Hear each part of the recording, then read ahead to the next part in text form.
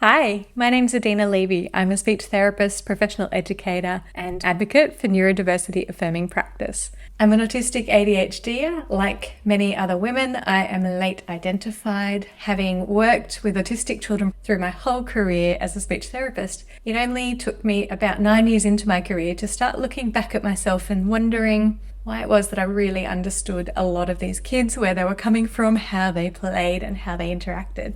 I'm absolutely delighted to open up today's session with Dr. Cynthia Cress. My role here today is to share a few minutes bringing in my lived experience as well as my clinical practice and all of the work that I do teaching neurodiversity affirming practice to sort of set the scene for Cynthia's workshop today.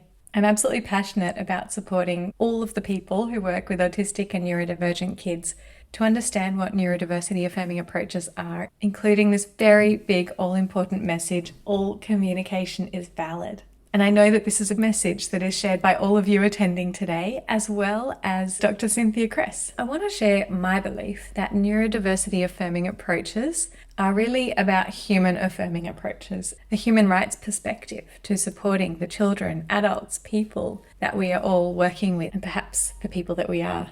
It's about respecting and supporting every individual's way of thinking, experiencing, feeling, where people's passions are, and absolutely, a neurodiversity affirming approach is meshed in with this idea that the way that somebody wants to communicate is valid, the way that is right for them to communicate in any given moment is valid, and it's something we need to support. I feel like, given you've signed up for this workshop, you're probably here for the ride, which is fabulous. I think across our whole industry, we're all in the process of shifting language and updating terminology, updating our perspectives, and updating things like the goals and the ways that we provide support or teach about doing support for autistic people.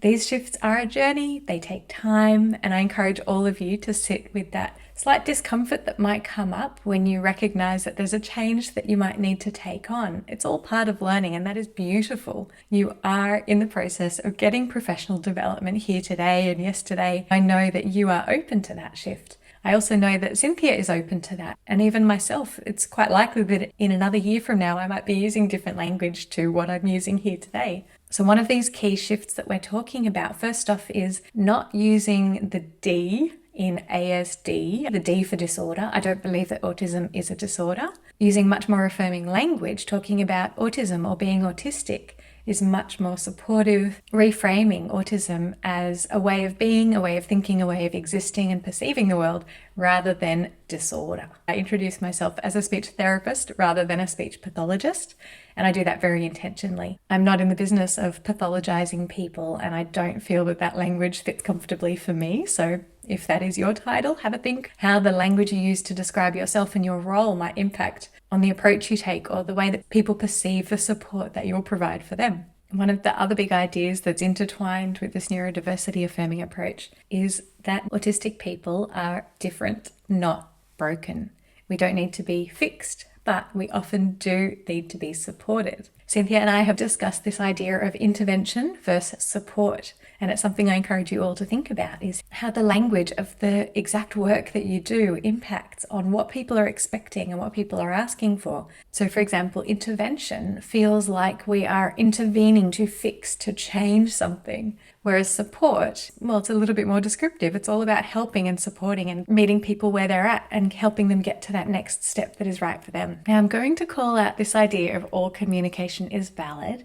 I think you're probably along the journey, understanding, supporting, respecting all forms of communication, rather than having a preference or a bias towards believing that speech is better or superior than non-speech communication. It's a very ableist belief that is very embedded in our society, and I hope that you are all going to be part of the change, the shift, to rethink that. You're probably already a big part of the change in our society to shift this belief and this preference for speech. I really thank you for that, and I know that the autistic people you support also thank you very much for that. It's not an easy belief to challenge, and I'm sure that we're all going to be doing the work day after day throughout our careers. I think it starts with calling it out and knowing that there is such a bias towards speech and a belief that non-speech communication is inferior or not the end goal. For many autistic people, speech will never be accessible for them, or perhaps it will remain very hard and not the easiest form of communication. My personal example about the way that I need different types of communication: I'm pretty good at speaking. I'm pretty sure that I'm hyperlexic, and as a kid, I loved words, languages. I've done a linguistics degree and a speech therapy degree, so none of that's too surprising. That said, there are times where speech is utterly unpreferred for me. I could do it if I absolutely have to, but it could put me in a lot of discomfort. Some of those situations come up at the end of a day when I've done a lot of speaking and a lot of being on socially. On those days, I'd really rather that my family and friends send me a text message rather than ring me or pop over for a visit. At those times, I find speech effortful, challenging, and uncomfortable, even with the people that I'm closest to. Now think about how this might appear for your autistic clients, especially those for whom speech is not as easily accessible as their usual way of communicating. Speech or communication ability fluctuates for everyone, and especially for autistic people. There's many reasons why that might happen. And while it's important to consider why somebody's capacity to communicate might be varied in that moment so we can support them, what's even more important is to channel this idea that all communication is valid. Nobody needs to justify why they're not speaking or not using a particular mode of communication in that moment. So you are doing the best thing by your world, by your clients, by our greater society to be here, to go deeper into how you can use AAC to support your autistic clients. I know I, for one, am very excited to join in for this session. I can't wait to learn more from Cynthia. I know that part of the learning today is going to involve discussion around not having prerequisites for AAC. Some of us might have been taught something counter to this earlier in our careers. So this could well be one of those points where you might need to analyze and check in with your own feelings about your changing knowledge, information, updating what we believe. I'm sure you can recognize by now that we all use many forms of communication, multimodal communication, in any one situation. I, for one, am speaking. I also have subtitles. I'm wearing my t-shirt with my clear message, and you're also seeing the diagrams on there as well that represent some of my message to you. I'm also communicating something with my backdrop of flowers. I'm using gestures and so on. There are no skills that need to be ticked off before AAC is introduced. There's no age where somebody is too young for AAC. I love that Cynthia talks about AAC starts at birth, and it's not necessarily a pathway on the way to speech. It can be an endpoint in and of itself if that is what's right for that individual. When I teach neurodiversity affirming practice to therapists, one of the main ideas that I love to share is this idea of supporting the child by starting from the outside in. We're supporting them by changing the world around them before we're even thinking about building the child's skills. I've experienced, and I absolutely believe, that we get most bang for buck, most impact for our efforts when we're changing the world around a child. This includes things like parent education, therapist education, supporting teachers and educators and all the people in that child's world to have different skills, information, perspectives. It involves changing the physical environment to be most supportive for that child, whether that is supporting their sensory needs or setting them up for communicative success, such as putting a speech generating device or button or visuals exactly where they are most needed. Changing the world around a child also involves reconsidering expectations and schedules. Sometimes that might mean reconsidering therapy schedules, perhaps discharging someone from therapy or giving them a break when it becomes apparent that there are meaningful opportunities in their life that come up for play, for relaxing, for decompressing, for interacting with those other people in their life. Sometimes that is outside of our therapy space. And changing expectations can be very much built in with dropping that expectation of speech being the end goal rather than communication and connection being the end goal. I know that Cynthia is going to be going into more detail about helping us all unpack all of the complexities that can go into using and learning AAC for an autistic child. And once we understand all of those considerations, we might be able to better support them to meet their needs. And again, not by simply asking the child to do more,